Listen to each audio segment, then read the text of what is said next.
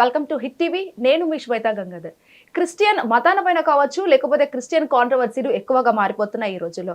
మరి వాటన్నిటికి సంబంధించి మనం మాట్లాడదాం. ప్రస్తుతం మనతో పాటు ఉన్నారు ప్రముఖ పాస్టర్ అభినయ్ దర్శన్ గారు ఉన్నారు. ఒక్కసారి వారి మాటలు తెలుసుకుందాం. నమస్తే అండి పాస్టర్ గారు. నమస్తే. ఎలా ఉన్నారు? ముందుగా బాగున్నాను సార్. సో చెప్పండి, సూటి ప్రశ్న. అసలు పాస్టర్స్ అనేవాళ్ళు చాలా వరకు బైబిల్ గురించి ప్రవచనాలు చేయడం లేకపోతే మాట్లాడడం లాంటివి చేస్తూ ఉంటారు. సో అందులో బైబిల్ కి సంబంధించి 3 మతాలు అనేవి అన్ని ఒకటి అని చెప్పేసి అంటుంటారు. సో అలా యాక్సెప్ట్ చేస్తారు, మీరు ట్రీట్ చేస్తారా? అసలు వేరే మతాలను కూడా గౌరవిస్తారా? ఖచ్చితంగా గౌరవించాలి. ఎందుకంటే భారతదేశంలో మనం పుట్టి పెరిగినప్పుడు first we are Indians, then after we are Christians. దేశంలో పుట్టి పెరిగిన తర్వాత దేశంలో ఉన్నటువంటి ప్రతి మతస్థుల్ని, ప్రతి సిద్ధాంతాన్ని, ప్రతి గ్రంథాన్ని, ప్రతి దేవుణ్ణి గౌరవించాల్సినటువంటి బాధ్యత ఒక క్రైస్తవుడికే కాదు అందరికీ ఉంది. పరమతస్థులను కూడా గౌరవించాల్సినటువంటి బాధ్యత అందరికీ ఉంది. కాకపోతే ఈరోజు పరిస్థితులు అలా లేవు. ఒకరంటే ఒకరికి గిట్టని పరిస్థితి, ఒక మతాన్ని మరొక మతం దూషించటం, ఒకరి గ్రంథంలో ఇంకొక గ్రంథంలో ఉన్నటువంటి తప్పులు చూపించటం, ఇవి ఎక్కువైపోవటం బట్టి వ్యతిరేకత పెరిగిపోయి ఒకరంటే ఒకరికి గిట్టని పరిస్థితి వచ్చేసింది. కానీ బైబిల్ చెప్తుంది వచ్చేసి అందరినీ శత్రువునైనా ప్రేమించమంటుంది బైబిల్. రైట్. పొరుగువాన్ని కూడా ప్రేమించమంటుంది. మీరు గౌరవిస్తున్నారా? ఖచ్చితంగా. ఓకే. మరి ఎందుకని ఇవన్నీ సమాజంలో ఇవన్నీ కాంట్రవర్సీలు ఎందుకు? మరి నా వల్ల కాంట్రవర్సీలు అవుతున్నాయా అంటే క్రిస్టియానిటీ మీ వల్ల అని చెప్పట్లేదు నేను. అంటే పరమతాన్ని గౌరవించాలి అని మనం అందరం అనుకున్నప్పుడు మరి ఎందుకు ఇవన్నీ హిందూయిజం కావచ్చు, ముస్లిం వాళ్ళపైన ఎందుకు ఇవన్నీ కాంట్రవర్సీలు ఎందుకు? మరి సోషల్ మీడియా ఎప్పుడైతే ఈ కరోనా తర్వాత సోషల్ మీడియా బాగా ప్రజలకు బాగా ఎస్టాబ్లిష్ అవుతుందో, దగ్గర అయ్యే కొద్దీ ఏమవుతుందంటే ప్రతి ఒక్కడు యూట్యూబ్ ఛానల్ పెట్టుకోవడం, అంటే వంటలని, తర్వాత టూరిజం, రకరకాలు చేస్తుంటారు కదా. ఈ నేపథ్యంలో కొంతమంది వాళ్ళ గ్రంథాల మీద అవగాహన ఉన్న వాళ్ళు ఏం చేస్తున్నారంటే వాళ్ళ గ్రంథాల గురించి బోధించుకోవటం మానేసి కాంట్రవర్సీ చేస్తే, అంటే ఎదుటి గ్రంథంలో ఉన్న తప్పులను చూపిస్తే ఎక్కువ వ్యూస్ వస్తాయి, ఎక్కువ లైక్స్ వస్తాయి, రెవెన్యూ బాగా వస్తుంది, నేను కూడా ఫేమ్ అవుతాను, ప్రజలకు దగ్గర అవుతాను అన్నటువంటి ఉద్దేశంతో, స్వలాభంతో, స్వార్థంతో మాత్రమే ఎదుటి మతాన్ని, ఎదుటి వాళ్ళ గ్రంథాలని, ఎదుటి వాళ్ళ దేవుళ్ళని విమర్శించడం ప్రారంభించారండి. ఇది కేవలం యూట్యూబ్ రెవెన్యూ కోసం, వాళ్ళు ఫేమ్ కోసం మాత్రమే ఇది చేస్తున్నారు. దానివలన దేశంలో చాలా డ్యామేజ్ జరుగుతుంది. అంటే మీరు ఇక్కడే ఏదైతే దీనికి సంబంధించి అన్నారు, అంటే ఫేమ్ కోసం మాట్లాడారు అని చెప్పేసి అంటున్నారు. మరి ఎందుకని ఇంకా మీరు రియాక్ట్ అవ్వట్లేదు? వాళ్ళు చేసే వీడియోలో కావచ్చు, అవన్నిటికీ ఆ వైఖరికి మీరు ఎందుకు రియాక్ట్ అవ్వట్లేదు? రియాక్ట్ అయ్యాం. రియాక్ట్ అవ్వటం కాదు, రియాక్ట్ అవుతూనే ఉన్నాం. Continuously we have been reacting. కాకపోతే కుక్క తోక వంకర అన్నట్టుగా దానికి ఎంత దెబ్బలు వేసి కట్టినా ఆ కుక్క తోక ఎప్పటికీ వంకరగానే ఉంటుంది, సంవత్సరం కట్టినా కూడా. అలాగా వాళ్ళ బుద్ధి, ఎవరైతే ఇప్పుడు క్రిస్టియన్స్ గ్రంథాల గురించి తక్కువ చేసి మాట్లాడుతున్నారో, ఎవరైతే హైందవ గ్రంథాల గురించి తక్కువ చేసి మాట్లాడే క్రిస్టియన్స్ ఉన్నారో, వీళ్ళ బుద్ధి మారదు. అది వాళ్ళ నైజం.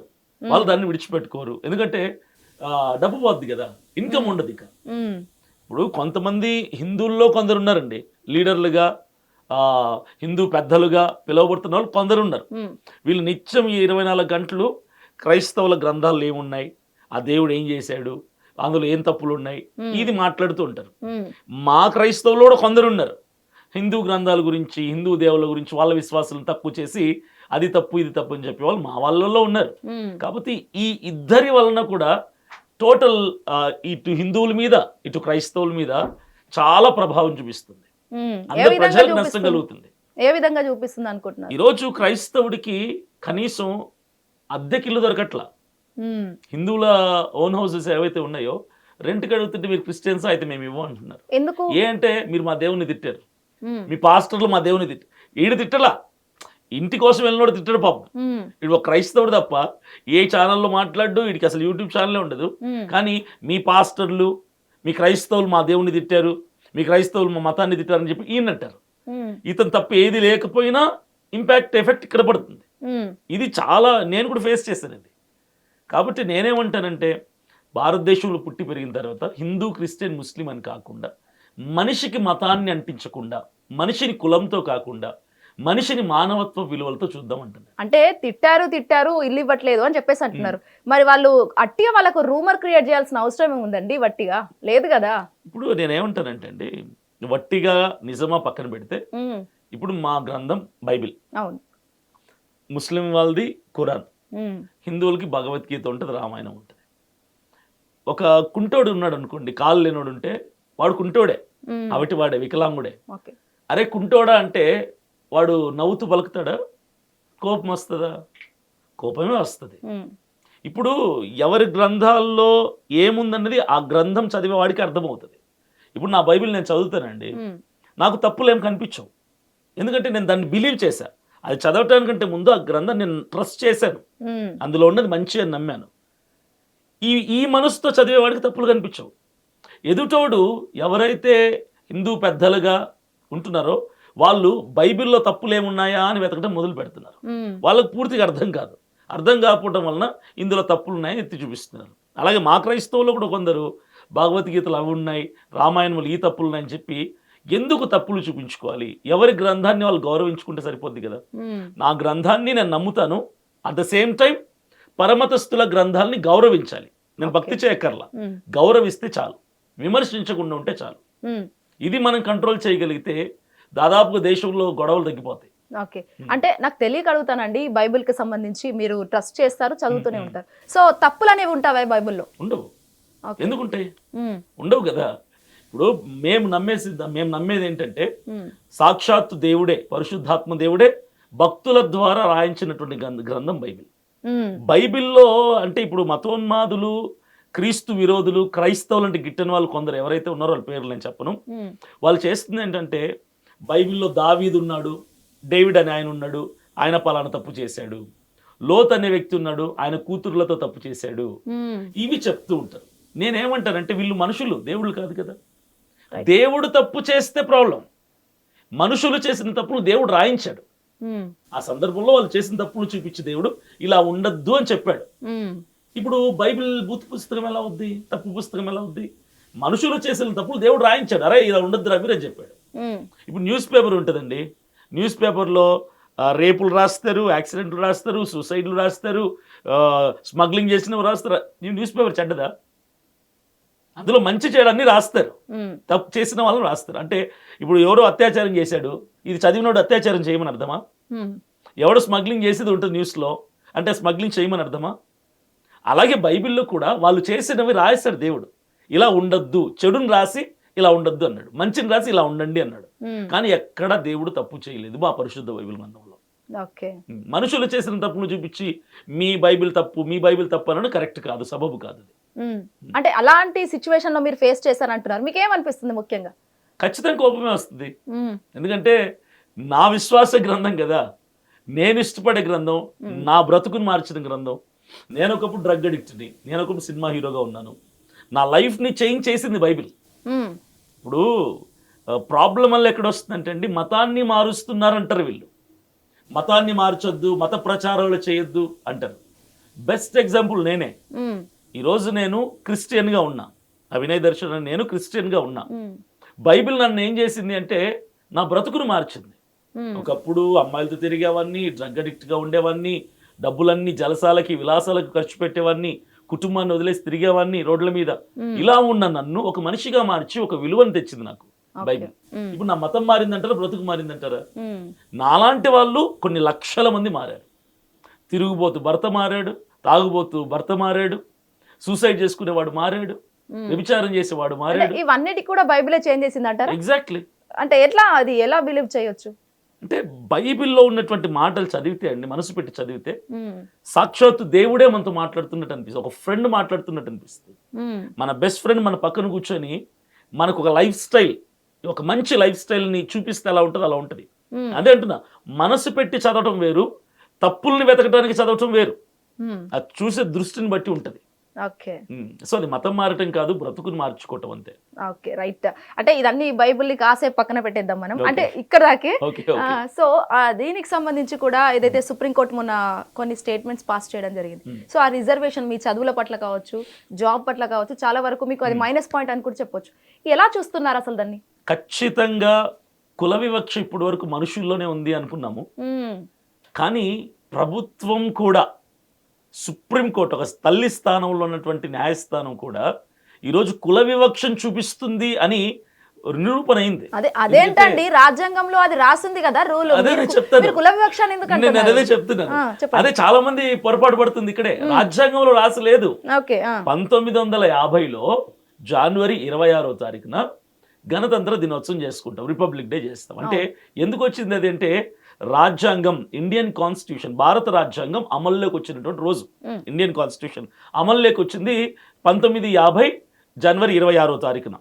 కరెక్ట్గా 6 నెలల తర్వాత ఆగస్టులో, 1950 ఆగస్టులో మన తొలి రాష్ట్రపతి బాబు రాజేంద్ర ప్రసాద్ గారు ఏం చేశారంటే, ఎస్సీ వాళ్ళు, దళితులు హిందూ మతంలో తప్ప సిక్కు మతంలోకి వెళ్ళినా, బౌద్ధ మతంలోకి వెళ్ళినా, క్రైస్తవ మతంలోకి వెళ్ళినా వాళ్ళ ఎస్సీ హోదా పోతుంది. ఎస్సీ వాడు, ఎస్టీ వాడు ఖచ్చితంగా హిందూ మతంలోనే ఉండాలి అని. ఇది రాజ్యాంగంలో ఉన్న ఆర్టికల్ కాదండి, ఇది ప్రెసిడెన్షియల్ ఆర్డర్. ఇది ప్రెసిడెన్షియల్ ఆర్డర్, ఇది రాజ్యాంగంలో ఆర్టికల్ కాదు. అంబేద్కర్ గారు తీసుకొచ్చినటువంటి ఆర్టికల్ కాదు ఇది. ఇది బాబు రాజేంద్ర ప్రసాద్ గారు తీసుకొచ్చినటువంటి ఒక ప్రెసిడెన్షియల్ ఆర్డర్. ఇది చాలా మందికి తెలియక ఏమంటే, రాజ్యాంగంలో అంబేద్కర్ గారు రాశారు కదా అంటారు. అంబేద్కర్ గారు రాయలా అంటే సుప్రీంకోర్టుకు తెలీదా ఏంటి? ఇది అంబేద్కర్ గారు అదే చెప్తున్నాను ఇప్పుడు, అదే అంటున్నా. అంబేద్కర్ గారు రాసినటువంటి రాజ్యాంగంలో ఆర్టికల్ 25లో మత స్వేచ్ఛ హక్కు ఉంది, ఇప్పటికీ ఉంది. మీకు చేతనైతే ఇప్పటికే రాజ్యాంగం చాలాసార్లు సవరించారు, చాలాసార్లు సవరణ జరిగి కరెక్షన్స్ చేశారు, లేని పాయింట్స్ పెట్టారు, ఉన్న పాయింట్స్ని తీసేశారు, ఆర్టికల్స్ని యాడ్ చేశారు, మైనస్ చేశారు. మీకు చేతనైతే ఆర్టికల్ తీసేయండి, ఆర్టికల్ 25 అనేది తీసేసేయండి, అప్పుడు మేము పోట్లాడం. ఇప్పుడు ఆర్టికల్ 25 ఉంది రాజ్యాంగంలో, మీరేమో రాజ్యాంగంలో ఆర్టికల్కి వ్యతిరేకంగా ఇచ్చారు తీర్పు సుప్రీంకోర్టు వాళ్ళు. ఇప్పుడు ఎస్సీ వాడు క్రైస్తవ మతం లేకపోతే బీసీసీ మారిపోద్దని చెప్పాడు. ఇప్పుడు నేను ఎస్సీ అండి, బేసికల్ నేను ఎస్సీ, నేను ఒక క్రైస్తవుడిని. అంటే ఇప్పుడు నన్ను బలవంతంగా మీరు కులాన్ని మారుస్తారా? మతంకి కులానికి డిఫరెన్స్ ఏంటంటే, మతం అన్నది ఒక ఆత్మకు సంబంధించింది, విశ్వాసానికి సంబంధించింది, సిద్ధాంతాలకు సంబంధించింది, పద్ధతులకు సంబంధించింది, ఆచారాలకు సంబంధించింది. ఇప్పుడు నేను మతం మార్చుకుంటున్నా అంటే నా సిద్ధాంతాలు, విశ్వాసము, దేవుడు, గ్రంథం మార్చుకుంటున్నా. కులం ఎలా మారిద్ది? ఎందుకు మారిద్ది కులం నేను ఎన్నుకుంటూ వచ్చిందా? నాకు ఎస్సీ కావాలి, బీసీ కావాలి అనుకుంటూ వచ్చిందా కులం? మా తల్లి కడుపులోంచి నేను బయటకు వచ్చినప్పుడే వాళ్ళ కులం నాకు వచ్చింది. మా నాన్న కులం ఏదైతే ఆ కులం నాకు వచ్చింది. నేను అడగల, నాకు ఆ కులం కావాలి అని లేదు, వద్దు అని అనలేదు.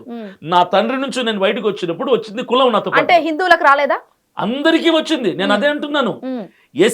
ఇక్కడ ఎస్సీ అనేవాడు హిందువుల్లో ఉంటే మారదట, సిక్కుల్లో ఉంటే మారదట, బౌద్ధంలో ఉంటే మారదట, క్రైస్తవులు పోతే మాత్రం మారిపోతారు. ఎందుకంటే క్రైస్తవులు అందరూ ఒకటే మతానికి చెందినవారు కదా, ఎట్లా మరి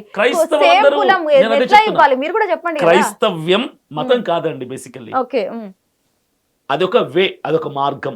క్రైస్తవ్యం ఒక మార్గం, అదొక living style, living life style, బ్రతుకే విధానాన్ని చూపించేటువంటి మార్గం. ఇప్పుడే కదండి ఆత్మగౌరవం అని చెప్పేసి మీరే అన్నారు, మళ్ళీ మతం కాదని మళ్ళీ ఎలా అంటారండి? ఆత్మకు సంబంధించింది మతం.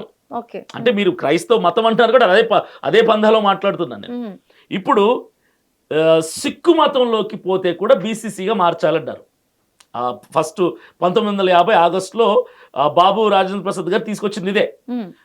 హిందువుల్లో నుంచి ఎస్సీ వాడు సిక్కుల్లో పోయినా కులం మారిపోవాలి, బౌద్ధ మతంలోకి పోయిన కులం మారిపోవాలి, క్రైస్తవ మతంలోకి కులం మారిపోవాలన్నాడు. కానీ సిక్కు మతస్థులు ఏం చేశారంటే, సిక్కు మతంలో ఉన్నటువంటి పెద్దలు ఏం చేశారంటే ధర్నాలు చేశారు, పోరాడారు, రోడ్లు ఎక్కారు. వెంటనే వాళ్ళకి ఎగ్జంప్షన్ ఇచ్చేసారు. ఇప్పుడు ఎస్సీ వాడు సిక్కు మతంలో నుంచి ఎక్కడికి పోయినా పర్లేదు, సిక్కు మతంలోకి పోయినా పర్లేదు, హిందువుల్లో నుంచి వాడు కులం మారదు, ఎందుకంటే వాళ్ళు పోట్లాడి గెలుచుకున్నారు హక్కుని. నెక్స్ట్ బౌద్ధ మతస్థులు కూడా ఏం చేశారంటే, మా మతంలోకి వస్తే హిందువుల్లో నుంచి ఎస్సీ అనేది ఎందుకు మారిద్ది అని వాళ్ళు కూడా ఫైట్ చేశారు. అప్పుడు వాళ్ళు కూడా ఎగ్జంప్షన్ ఇచ్చేశారు. ఇప్పుడు హిందువుల్లో ఉన్నటువంటి ఎస్సీలు సిక్కు మతం లేకపోయినా కులం మారదు, బౌద్ధ మతం లేకపోయినా కులం మారదు. అంటే మా క్రైస్తవులు ప్రేమామూర్తులం కదా, మేము రోడ్లు ఎక్కము, ధర్నాలు చేయము, స్ట్రైకులు చేయము, పోట్లాడం కదా. కాబట్టి మా అసమర్థతనో లేదంటే మా మంచితనం చేత కానీ తనమో తెలియదు, కానీ క్రైస్తవులను ఒక్కటి పట్టుకున్నారు. ఇప్పుడు క్రైస్తవ మతం లేకపోతే ఎస్సీ బీసీ అయిపోద్దట. నేను అంటుంది ఏంటంటే, తల్లి కడుపు నుంచి వచ్చిన కులం మట్టిలోకి చేరినప్పుడే పోద్ది అంతే. అది కులం మారదు. కులం అనేది శరీరానికి సంబంధించింది. ఇప్పుడు ఎస్సీ అండి, ఎస్సీకి రిజర్వేషన్స్ ఎందుకు ఇచ్చారు? ఎస్సీ స్టేటస్ ఎందుకు ఉంది? వెనుకబాటుతనం వలన. ఈ రోజుకి మేము వెనకబడిన వాళ్ళమే, మమ్మల్ని తక్కువ చూపు చూస్తున్నారు. ఈ రోజుకి మేము అణిచివేయబడిన వాళ్ళమే. ఇప్పుడు యేసు ప్రభుని నమ్ముకోగానే, క్రైస్తవంలోకి వెళ్ళగానే మా వెనుకబాటుతనం పోతుందా? మా రిజర్వేషన్లు రద్దు చేస్తున్నారే, మాకు ఓసీకి ఉన్నటువంటి హోదా వచ్చేస్తుందా? బీసీకి ఉన్న హోదా వచ్చేస్తుందా? ఎస్సీ వాడే కదా, ఆ వెనుకబడతనం పోదు కదా. అంటే వీళ్ళు ఏం చేస్తున్నారంటే బలవంతంగా హిందూ మతంలో నిలబెట్టే ప్రయత్నం చేస్తున్నారు మిమ్మల్ని. అంతే. ఇప్పుడు ఏం చేస్తారు చెప్పండి? ఎస్సీ వాడు ఇప్పుడు ఏం చేస్తాడు?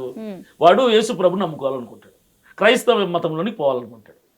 కానీ ఏం చేస్తాడు? పాపం పేదోడు, వెనకబడినటువంటి వర్గం వీడు. రిజర్వేషన్లు పోతాయిరా బాబు, నువ్వు యేసు ప్రభుని నమ్ముకుంటే, నువ్వు యేసు ప్రభుని నమ్ముకొని క్రైస్తవాన్ని స్వీకరిస్తే నీకున్న ఎస్సీ హోదా పోతుందంటే వీడు మారతాడు? ఇక్కడ మారడు. వద్దులే అని ఇక్కడే ఉండిపోతాడు. అంటే బలవంతంగా బ్లాక్మెయిల్ చేసి హిందూ మతంలోనే కట్టిపడేయటం అనమాట.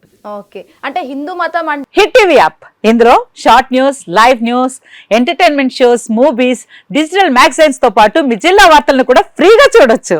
ఇంకెందుకు ఆలస్యం, వెంటనే హిట్ టీవీ యాప్ ని డౌన్లోడ్ చేసుకుని ఫ్రీగా ఎంటర్టైన్మెంట్ పొందండి. Hit TV app. Hit TV app. Please download hit TV app. Hit TV app ని ఫ్రీగా డౌన్లోడ్ చేసుకొని ఎంజాయ్ చేయండి. మీకు నచ్చిన ఎంటర్టైన్మెంట్ కోసం హిట్ టీవీ యాప్ ని ఫ్రీగా డౌన్లోడ్ చేసుకొని ఎంజాయ్ చేయండి. హిట్ టీవీ యాప్ ని డౌన్లోడ్ చేసుకుని ఆస్వాదించండి, ఆశీర్వదించండి. ఇంతమంది సెలబ్రిటీలు హిట్ టీవీ యాప్ ని డౌన్లోడ్ చేసుకోండి అని చెప్తున్నారంటే ఎంత మంచి యాప్ ఆలోచించండి.